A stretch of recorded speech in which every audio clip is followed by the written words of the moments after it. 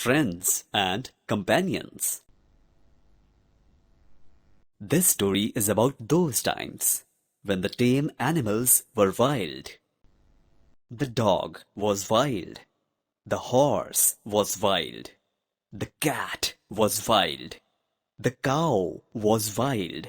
And the sheep was wild as wild could be. And they all lived in the wet, wild woods in a corner of the earth. Of course, the man was wild too. He was dreadfully wild, wandering about here and there, sleeping on the branches of trees. He didn't even begin to be tame till he met the woman, and she told him that she did not like him being so wild.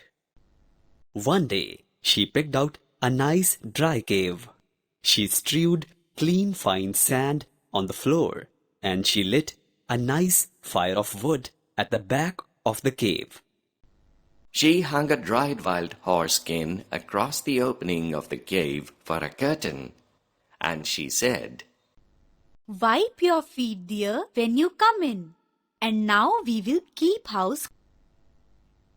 That night, she made delicious wild sheep, flavored it with wild garlic and wild pepper, and roasted it on hot stones. She also cooked wild duck stuffed with wild rice and wild herbs like mint and coriander. They finished off their tasty meal with juicy wild cherries, as red can be. The aroma of the roasted food wafted out of all those in the wet field woods. The man went to sleep in front of the fire, ever so content. But the woman sat up, combing her long hair. Then she took the bone off the shoulder of the half-eaten wild sheep, the big, fat blade bone, threw into the fire, and she made a magic. She made the first singing magic of the world. Out in the wet wild woods, all the wild animals gathered together where they could see the light of the fire a long way off, and they wondered what it meant.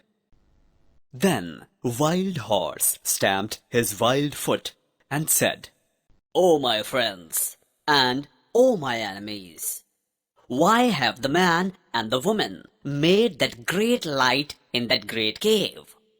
What harm will it do to us?" Wild Dog lifted up his wild nose and smelled the aroma of the roasted sheep and said, "I will go up and look, then come back and tell you what I saw.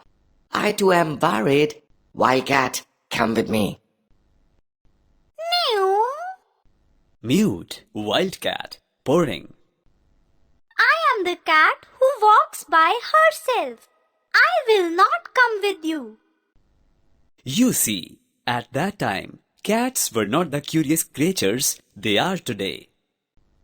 Then we can never be friends. I will chase you up a tree whenever I see you from now onwards. Wildcat twitched her tail in anger and turned her back on him. Wild Dog trotted off the cave. When Wild Dog reached the mouth of the cave, he lifted up the dried horse-skin curtain with his nose and sniffed the aroma of the roasted sheep. The woman, looking at the blade bone, heard him, laughed, and said to herself, Here comes the first wild thing out of the wet wild woods. Then lifted her voice. She inquired, What do you want?